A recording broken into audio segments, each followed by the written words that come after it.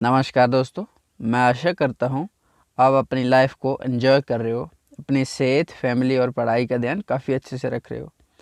आज है 3 दिसंबर और आज की वोकैबुलरी डिस्कशन शानदार रहने वाली है। आगे बढ़ने से पहले आज का quote of the day, the struggle you are in today is developing the strength you need for tomorrow. इसका मतलब ये है कि आज जो भी हमारे जीवन का स्ट्रगल है, वो स्ट्रगल कल के लिए हमारे पास एक एनर्जी स्ट्रेंथ बढ़ाएगा। कभी कभी लगता है ना, हम सबको लगता है, आपको लगता है कि यार हमारे ही साथ ऐसा क्यों होता है, पर बेसिकली सच तो ये है कि आज हमारे साथ जो भी हो रहा है वो हमारे फ्यूचर के लिए हो रहा है। अगर आज हम स्ट्रगल कर रहे हैं तो वो हमारे फ्यूचर इस योग्य बना देगा कि हम अपने फ्यूचर को अच्छे से जी पाएंगे। तो शुरू करते हैं। आज का सबसे पहला शब्द सेंस। सेंस का मतलब होता है विदाउट, यानी बिना, के बिना। जैसे ना, राजू के बिना सेंस राजू, आलू के बिना सेंस आलू। उसको क्या होता है? बिना। बिना का मतलब होता है सेंस, विदाउट। सिनोनिम हो गया bare, barren, lacking, vacant, bereft and deficient. Antonyms हो गया फिल्ड, फ्लश, फ्रैट, फुल। यानी बिना मतलब खाली, और एंटोनिम्स क्या हो गया? फील्ड, इसका जो भरा हुआ, फ्लश, फ्रैट, फुल। इसका यूज सेंटेंस है, a picture of Morgan sans specs. Morgan की एक पिक्चर है विदाउट किसके? स्पेक्स के, यानी ऐनकों के, चश्मे के बिना। A picture of Morgan, Morgan sans specs, specs के बिना मॉर्गन की पिक्चर। अगला शब्द है पेडांटिक। पेडांटिक का मतलब होता है टू वरीड अबाउट रूल्स और डिटेल्स। इसका मतलब ये हो गया नियमों और विवरणों पर अत्यधिक ध्यान रखने वाला, पंडिताओं। इसका कहने का मतलब ये हो गया कि जो इंसान छोटी छोटी बारीकियों पे ध्यान देता है, छोटे छोटे रूल्स पे ध्यान देता है, उसको बोलते हैं पेडांटिक। जैसे एक होता है ना, जो इंसान मोटी मोटी चीज़ों को मस्त होता है, वो चीज़ों को उतना केयर करता है नॉर्मली। एक होता है बिल्कुल छोटी छोटी चीज़ों में बारीकियों पे काम करता है, उसको बोलते हैं पेडांटिक। सिनोनिम हो गया over scrupulous, precise, exact, over exacting, perfectionist. Pedantic होता है परफेक्शनिस्ट, कि मुझे हर चीज़ की छोटी छोटी डिटेल एकदम बढ़िया चाहिए। तो एंटोनिम्स हो गया प्लेन, सिंपल, इम्प्रेसाइज, इन्फॉर्मल। जो क्या होता है? परफेक्शनिस्ट नहीं होता, इसके अगेंस्ट होता है। इसका सेंटेंस है, we thought he was a bit pedantic at times. हमें लगा कभी कभी वो क्या था? बहुत ही पंडिताऊ था, यानी पेडांटिक था। पेडांटिक यानी जो छोटी छोटी बारीकियों के ध्यान देने वाला होता है, परफेक्शनिस्ट था। कभी हमें लगा कि वो क्या था? कभी कभी, एट टाइम्स मतलब कभी कभी क्या था? वो परफेक्शनिस्ट था। अगला शब्द है यील्ड। यील्ड का मतलब होता है yield, to stop refusing to do something और टू ओबे समबडी। देखो, यील्ड का मतलब दो होते हैं, जहाँ पर यील्ड का मतलब होता है, एक होता है पैदावार, जो हम खेतों में फसल वगैरह उगाते होते हैं, उसको कितनी हुई पैदावार, प्रोडक्शन, उसको बोलते हैं। पर जहाँ पर इसका मतलब होता है to stop refusing to do something और टू ओबे समबडी, मतलब किसी का कहना मान लेना। जैसे आप मुझे बोल रहे हो ना, ये काम करो, तो मेरे पास दो रास्ते हैं। एक तो होता है कि मैं उसको रिफ्यूज़ कर दूं कि मैं नहीं कर सकता हूं, जहाँ दूसरा होता है कि मैं जवाब ना दूं और काम करने लग जाऊं। तो मतलब उसको बोलते हैं सरेंडर, यानी किसी के सामने झुक जाना, किसी की बात को मान लेना, यानी किसी के सामने हाथ देना, हार जाना, उसको बोलते हैं यील्ड। सिनोनिम हो गया surrender, capitulate, submit, relent, admit, defeat, accept defeat. Accept defeat, ठीक है, हार मानना किसी के सामने। एंटोनिम्स हो गया रेसिस्ट, यानी प्रतिकार करना, डेफाई, ललकारना, सामने वाले को, नहीं ऐसा नहीं हो सकता। यूजेस का मतलब, यूजेस हो गया the government refuse to yield to the hostage takers demands. जो हॉस्टेज टेकर थे, जिन्हें हमारे लोगों को हॉस्टेज लिया, उनकी डिमांड को गवर्नमेंट ने क्या कर दिया? रिफ्यूज़ कर दिया। रिफ्यूज़ टू यील्ड मतलब कि उनके आगे हार मानना से मना कर दिया गवर्नमेंट ने कि हम नहीं, ऐसा नहीं करेंगे। अगला शब्द है ब्रूक। ब्रूक का मतलब होता है टॉलरेट और अलाउ समथिंग, टिपिकली डिसेंट और अपोजिशन। ब्रूक का मतलब होता है सहन करना, यानी किसी को अलाउ करना, सहमति दे देना। जैसे आप कोई कुछ बोलना चाहते हो तो बोलो यार, कोई दिक्कत नहीं। जैसे होता है ना, आप मेरे बारे में गलत उल्टा सीधा बोलोगे तो मुझे भी डांट पड़ेगी, पर कभी कभी होता है छोड़ो यार, रहने दो, इग्नोर करो, करने दो, तो उसको बोलते हैं ब्रूक। सिनोनिम हो गया टॉलरेट, अलाउ, स्टैंड, बेयर। इंटोनिस हो गया फॉरबिड, मना कर देना, डिसअलाउ फिर भी मना होता है, डिफॉल्ट, बायकॉट, डिसअप्रूवल। यूजेज हो गया, इसका सेंटेंस है Jenny would brook no criticism of Matthew. Jenny क्या करेगा, जेनी मतलब लड़की है, जेनी वो मतलब मैथ्यू का जो क्रिटिसिज्म है उसको टॉलरेट नहीं करेगी। Jenny would brook no criticism of Matthew, Matthew के उसको सहन नहीं करेगी क्रिटिसिज्म को। जेनी हो सकता है उसकी वाइफ हो, उसकी दोस्त हो। अगला शब्द स्टीवर्डशिप। स्टीवर्डशिप का मतलब होता है संरक्षक, जो इंसान क्या करता है चीज, किसी चीज को संरक्षण देता है, प्रोटेक्शन देता है, केयर देता है, उसको बोलता है stewardship. The job of supervising और टेकिंग केयर ऑफ समथिंग, यानी किसी की सुपर निगरानी करना या किसी की केयर करना, such as an organisation of property, जहाँ कोई संगठन हो सकता है, जहाँ क्या हो सकती है दौलत वगैरह, प्रॉपर्टी जिसे बोलते हैं ना। सिनोनिम हो गया control, protection, supervision, trust, administration and charge.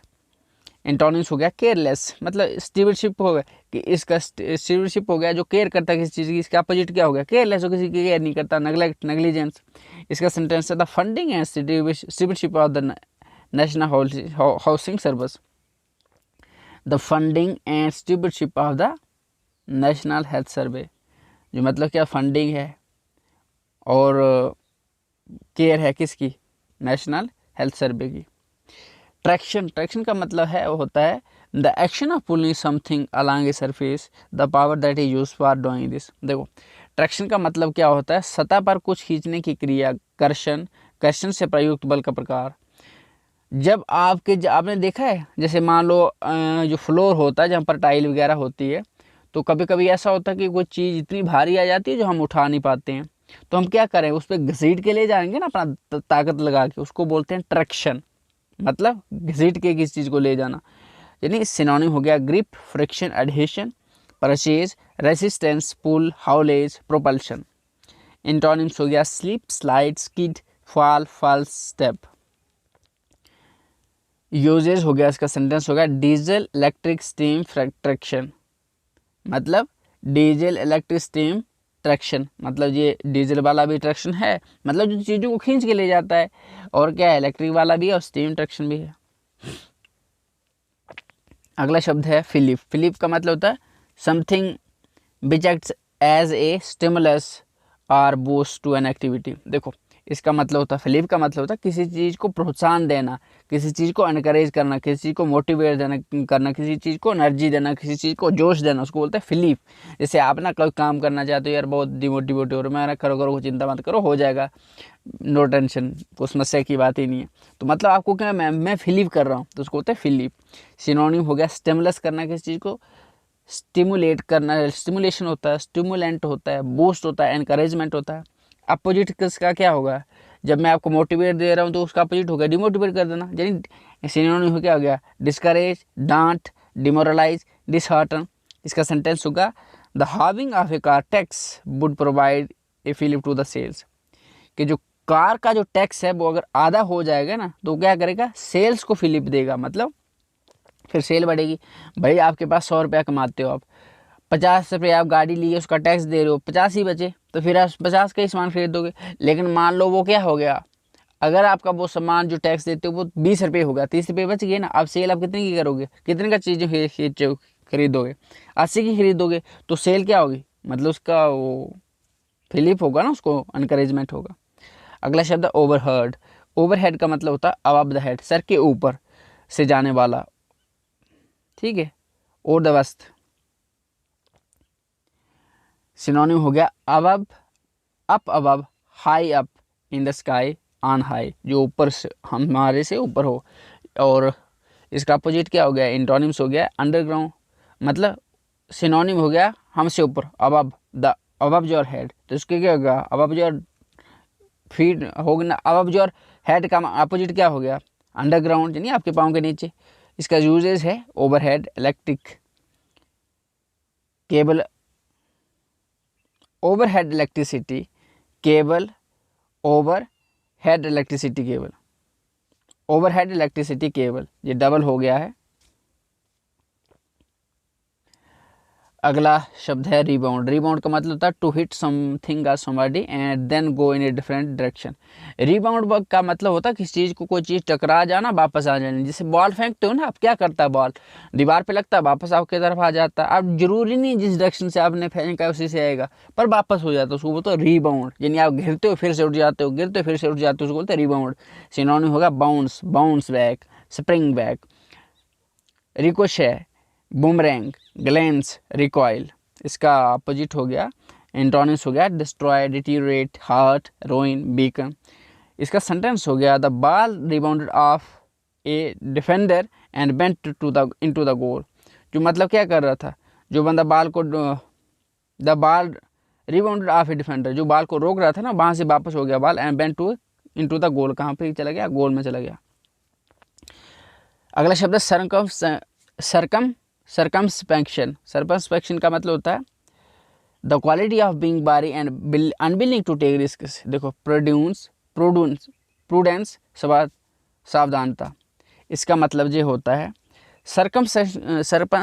सर्कमस्पेक्शन का मतलब होता है जो इंसान बहुत ही केयरफुल हो, जो चीज़ों को बहुत अच्छे तरीके से करता हो। एक होता है ना असावधान, बिना ध्यान दिए कर दिए, मोटे मोटे चीज़ों को कर दिया, ध्यान चीज़ों को कर लिया। एक होता है जो छोटी छोटी बारीकियों पे ध्यान देता है कि कोई चीज़ गलत ना हो जाए, उसको बोलते हैं सर्कमस्पेक्शन, सावधानता। सिनोनिम हो गया काशन, केयरफुल, केयरफुलनेस। अगर एंटोनिम्स हो गया careless, foolish, inattentive, incautious, indiscreet, negligent. Sentence हो गया circumspection is required in the day to day exercise of administrative powers. जो भी एडमिनिस्ट्रेटिव पावर है उनकी हर दिन जांच चाहिए, उनको चाहिए सावधानी से, क्या चाहिए, सर्कमस्पेक्शन इज रिक्वायर्ड, उनकी एक्सरसाइज करने के लिए। ये नहीं कि अच्छा बिना मतलब के, बिना ध्यान दिए उनको यूज़ कर लेना चाहिए, नहीं, उनको ध्यान दे के यूज़ करना चाहिए। अगला शब्द है लिंचपिन। लिंचपिन का मतलब होता है ए पर्सन और thing vital to an enterprise और ऑर्गेनाइजेशन। कोई चीज़ किसी चीज़ के लिए बहुत ही महत्वपूर्ण हो, जिसे ना बोलते हैं बिल्कुल नींव है किसी चीज़ की, फाउंडेशन है, उसको बोलते हैं लिंचपिन।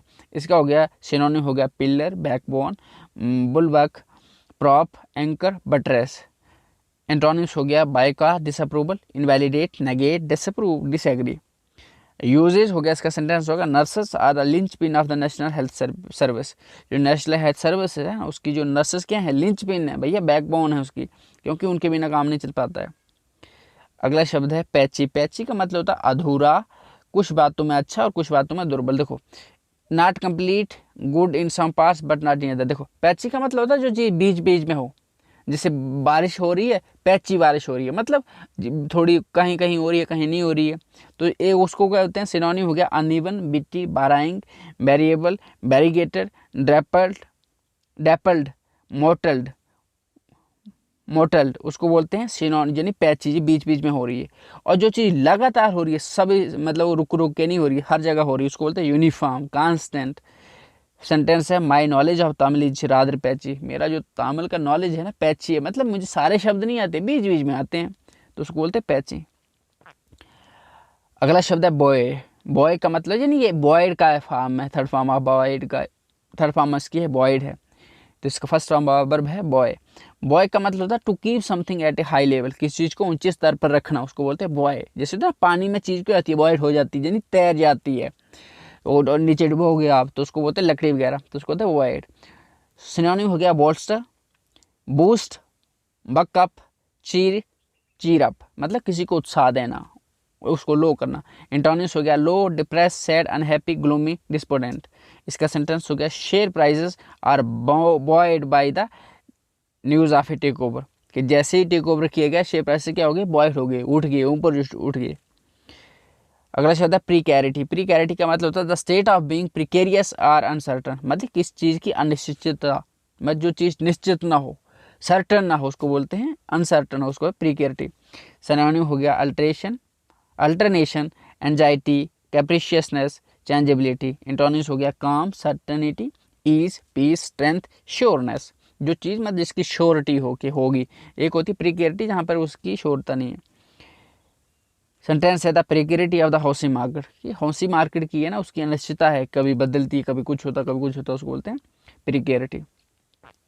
आज का फ्रेजल वर्ब है पुल समथिंग ओवर, इसका मतलब होता है when driving to move the car to the side of the road and stop. देखो पुल समथिंग ओवर का, पुल ओवर का मतलब होता है पुल समथिंग ओवर, यानी पुल ओवर का मतलब होता है जब हम गाड़ी को चलाते हैं ना तो कभी कभी क्या होता है गाड़ी को रोक देते हैं, रोक कर गाड़ी को धीरे से साइड पे कर देते हैं, रोड से साइड पे, उसको क्या बोलते हैं, धीरे से जो साइड करना है ड्राइविंग को उसको रोक कर उसको बोलते हैं pull the car, pull over.